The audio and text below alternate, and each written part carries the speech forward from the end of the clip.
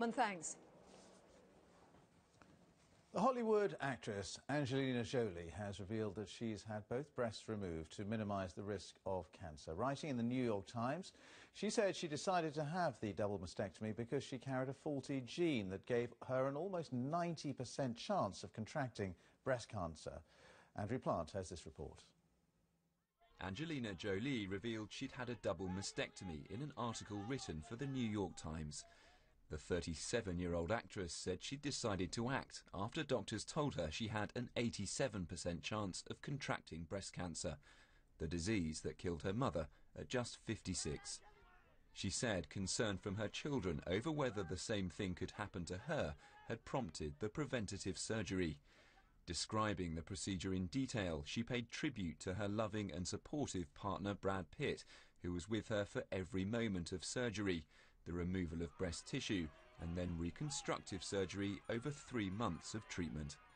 In 1992, Wendy Watson became the first person in the UK to have a preemptive mastectomy and now works to raise awareness. It was 21 years ago when I invented this procedure for myself, actually, because at the time nothing was known about any faulty genes, but I had such a significant family history, 9 relatives with the disease, and so I just thought I'm going to have to find some way to help myself save my life. And that's when I came up with the idea of having the surgery before I developed the breast cancer. Experts say breast cancer in family members doesn't necessarily mean a heightened risk. Typically, the gene is very rare, even in women who have breast cancer in the family.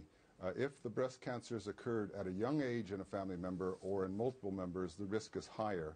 So they really should seek out advice from a genetic counselor if they're worried.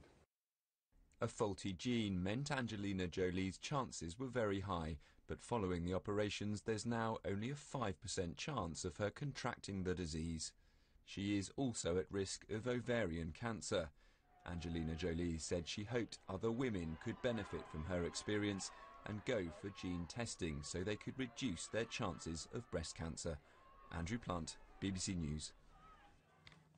Of individuals, according to Philip Hammond there, the Defence Secretary, with that statement in the House. Let's get more on the news that the actress Angelina Jolie has undergone a double mastectomy to protect herself against breast cancer. She says she chose the operation because she carries a faulty gene which greatly increases her risk. We can take a closer look at that gene. It's the BRCA1 gene and it helps to repair damage to DNA. The World Health Organization says people with a faulty or mutated BRCA1 gene have an estimated 70% risk of getting breast or ovarian cancer in their lifetime. Here in the UK, 1 in every 1,000 women has the faulty gene. Inherited mutations of the BRCA1 gene account, though, for just a small proportion of all breast cancers. It can be checked by a blood test. Well, let's talk through those statistics, get more of an explanation of them with Professor Nazanin Rahman, Professor of Human Genetics at the Institute of Cancer Research.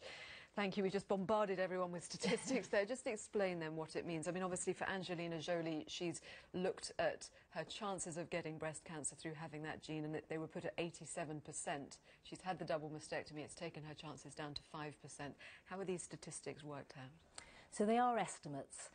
We know that if a woman carries a mutation or a fault in the BRCA1 or BRCA2 gene, that their risk of both breast and ovarian cancer is greatly increased.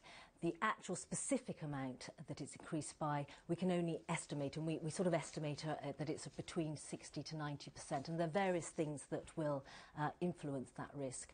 I think for a woman making a decision, generally their decision is not based on whether it's 87% or 82%. It's a question of how they feel about how high that risk, and those risks are high. They're substantially higher than a woman in the population, combined with their own sort of personal experiences and how they're feeling about the different types of options that they may want to take forward. Because one of the figures that we put out there is that 1 in every 1,000 women in the UK has the faulty gene. So that sounds worrying, but it doesn't lead to cancer in obviously all of those cases, a much smaller proportion. Yes, about 1 in 700 of the population generally, that's men and women, carry a mutation in either the BRCA1 or the BRCA2 gene.